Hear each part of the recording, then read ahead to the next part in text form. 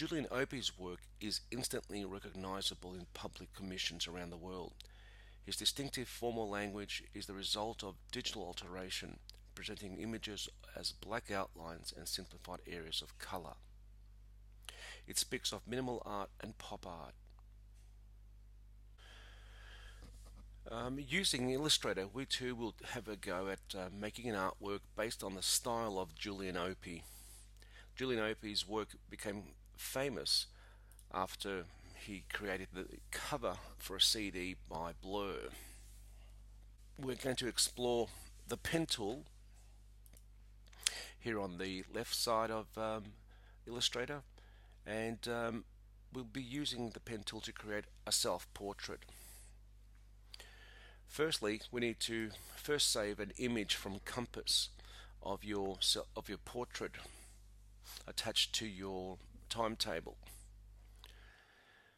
Once you have that and have downloaded the template, which has a number of layers ready for you to use, we're going to start with the photo layer, and having selected the photo layer at the very bottom, we go to File, Place, and find the image, and I will be doing Miss Fry today, and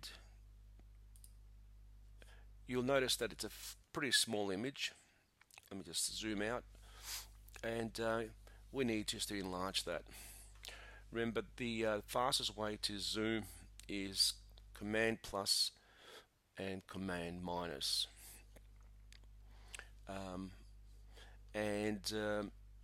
We have more control again if we use the magnifying glass.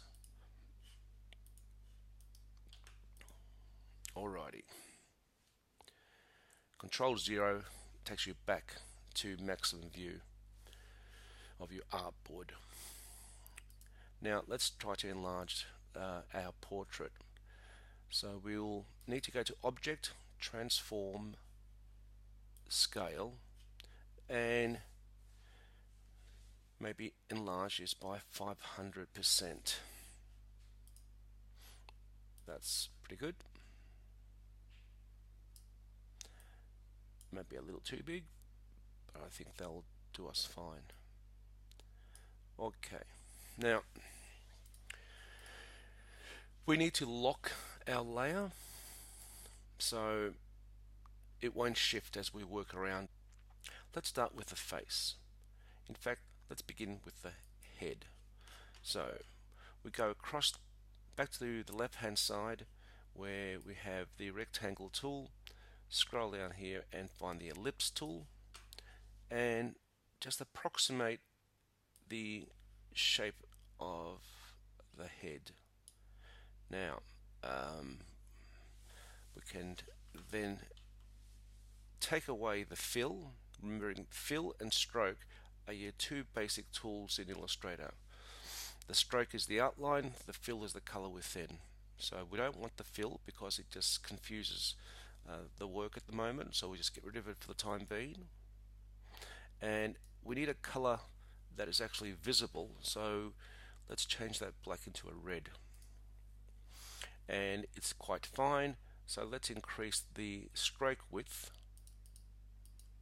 You could go up here, or you can go to the right hand side and change it here. And by the end, we'd like to use a fairly thick line, but just for the beginning of our drawing, we'll start with something a little thinner. Let's go with 4 point. Alright, let's zoom in. Z is your shortcut to the magnifying glass, and there we go. Now remember, the difference between the selection tool and the direct selection tool is that the direct selection tool allows you to modify individual anchors. So if you click off, then click back on. Let me first select the white arrow, which is the direct selection tool, or I could have gone to A for that or V for the other.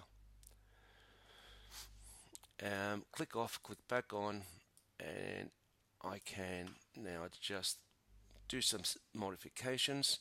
Now I'm seeing that the detail of the path is actually in black. So the bars and the stroke are highlighted by a black line. That's making life hard for me. So what I will do is I'll change that to a more visible color. So I will double click on that layer. This dialog box will come up. I can now change that color to something a bit more, there we go, I'll try that magenta. That's much better. Okay.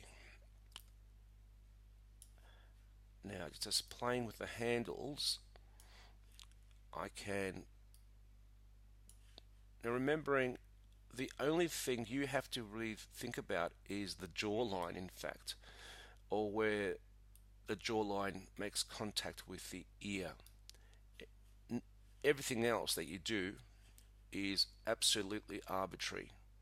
It won't matter because the hair is going to cover it. But you do want to approximate the shape of the head, because we have the hair going above the skull line, above the cranium. We don't really mind just what this looks like, because this will be covered later. But we do care about what's going to happen in this area from the ears down to the chin.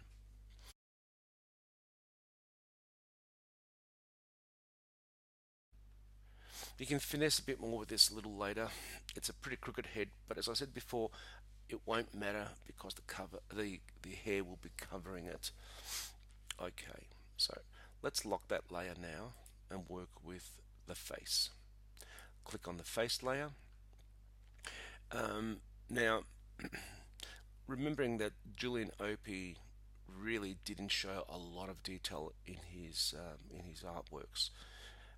The face features basically were dots for eyes and little dashes for nostrils, and he only showed the underside of the top lip and the underside of the bottom lip. With all of you, you'll find that when you take a portrait, the photographer will tend to ask you to smile. Now, this creates a little problem for us because smiles do not reproduce very well in this method. So we have to simplify and lie about what's happening with the mouth. You'll get the idea when we come to it in a moment. So let's start with the eyes.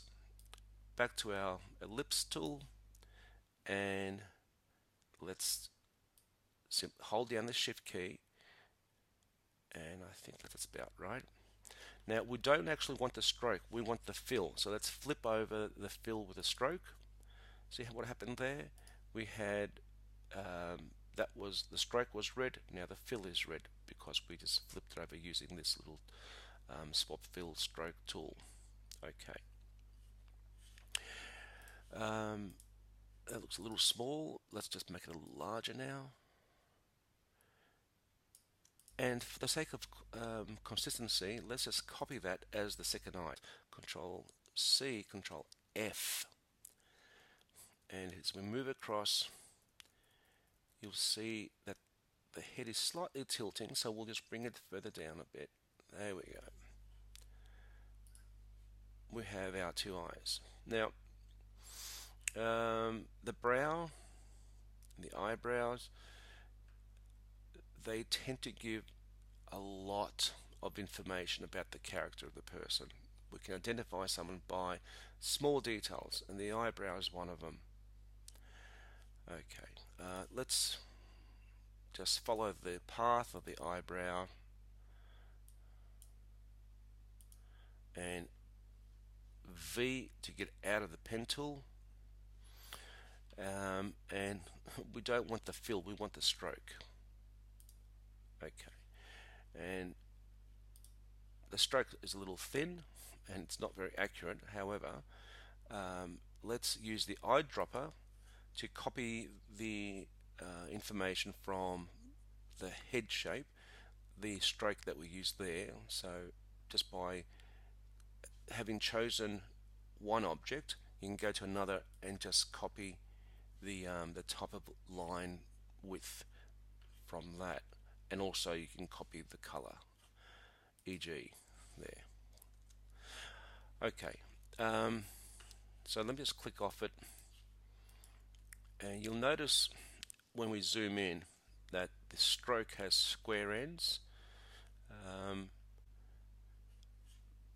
And before we correct the shape of this eyebrow, let's also fix the ends of the stroke. Let's go to the stroke tool on the right hand side and just click. This will be for you, this could be off, so you may have to make it visible. Show options. Okay, first selected, round cap, round join, and you'll notice now the corner has been softened and the ends have been softened. Okay, let's go A, and let's just modify that. We might want to thicken that just slightly. We can either do it using the weight. So select the actual stroke. The weight of the stroke can be changed in this dialog box here or up the top, and we can make it a little wider. That kind of works, but there's another way of doing this to create some shape as well, some variation in the shape. We can go to one of our tools here. It's called the width tool, and this enables us just to play a little bit. So it's just widening things. There we go. Maybe it's too much. Let me just push that back a bit. So a little wider now in the middle, but it's an effect of sorts. So we need to actually expand the appearance of that to make it into a shape.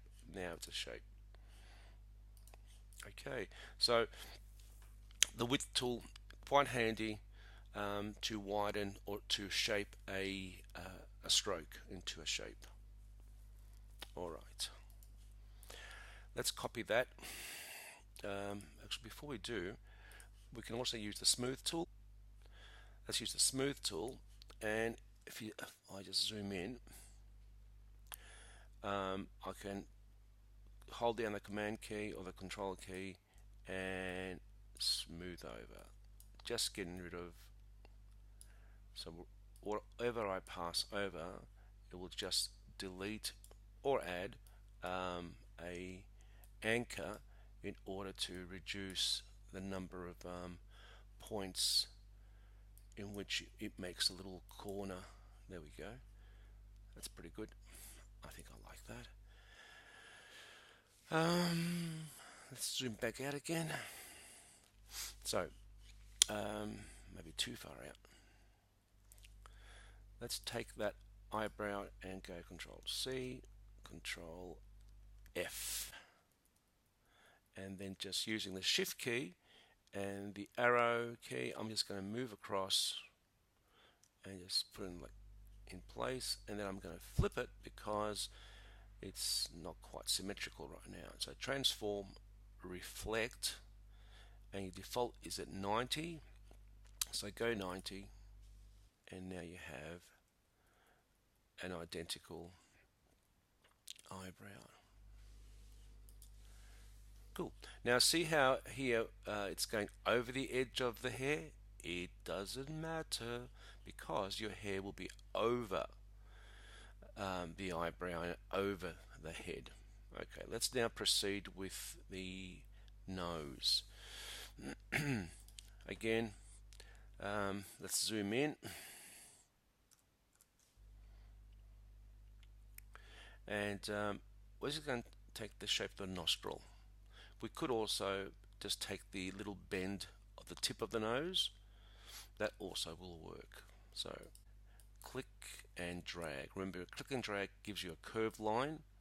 If you don't drag, then you get a sharp corner. I forgot to turn off the fill, so I've got the fill as well as the stroke. Oops, Control set that. Okay.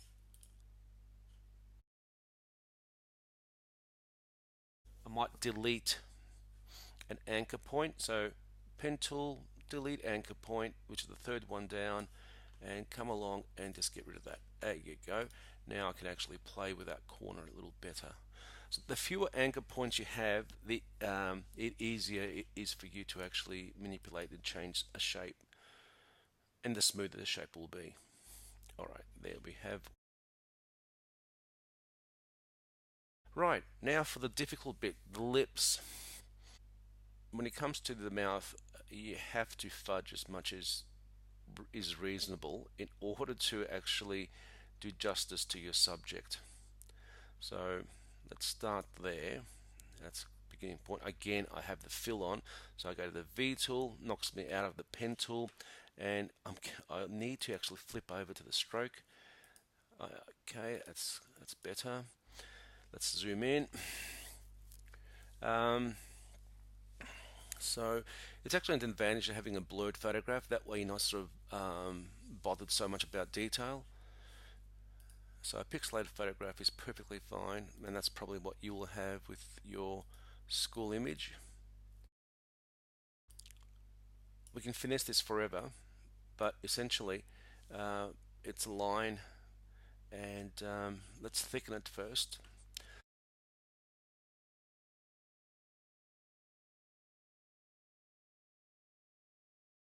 Now what we need is, when it comes to the mouth, the top lip. The top lip has a little dent. It's that little dent that we want to reproduce here. And we can't if we have this extra anchor point, so we need to get rid of it. Let's zoom in a little further to see what we're talking about. Let's go to delete anchor point tool and get rid of that. How about this time we even things out, and we'll put an anchor point on either side of the middle point, and that'll give us, so we'll need to go to the pen tool, add anchor point. So we're going to put one there and one there, and they'll fix those positions.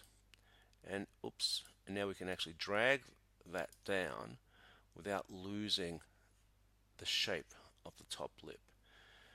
Now that could be too wide. We'll find out later. Now don't worry about refining too much at this point. There's lots of time later to do that. Just map things in as much as you can, then come back and refine. Okay, and now for the bottom lip, let's go back to the pen tool. And usually it's just this little part that we're worried about. This is what creates the shadow under the bottom lip, so we'll do that.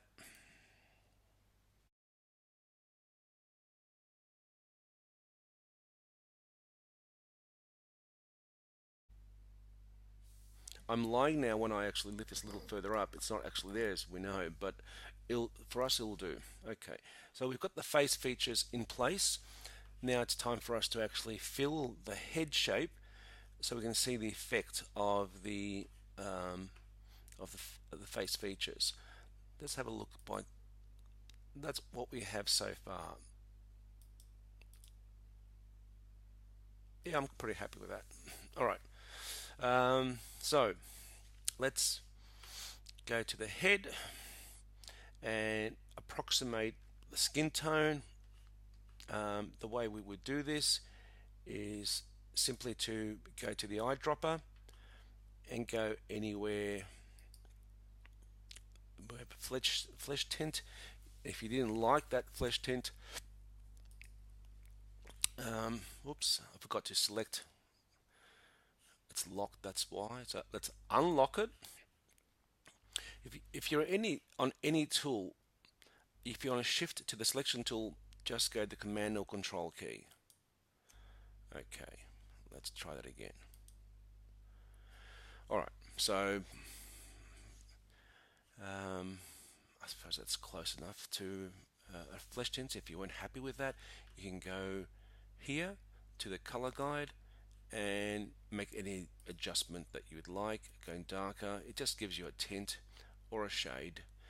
Now what we want is a black stroke, so let's go to the stroke, click that on top, and then we can go either here, or we can go to stroke and select black, and let's give it a 9-point thickness, nice and bold.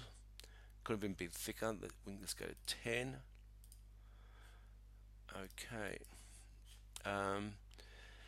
And if we go to our spot, why don't we just drag out our layers so they're always there for us. So we can now change the color of the face features. You can select all of these once we've locked the head shape. You can select all of these just by going to the layer, this little circle here, and just click on that and we'll choose everything on that layer. So on this layer, none of them are strokes, they're all fills. So bring the fill on top and just change that to black. Okay, so good.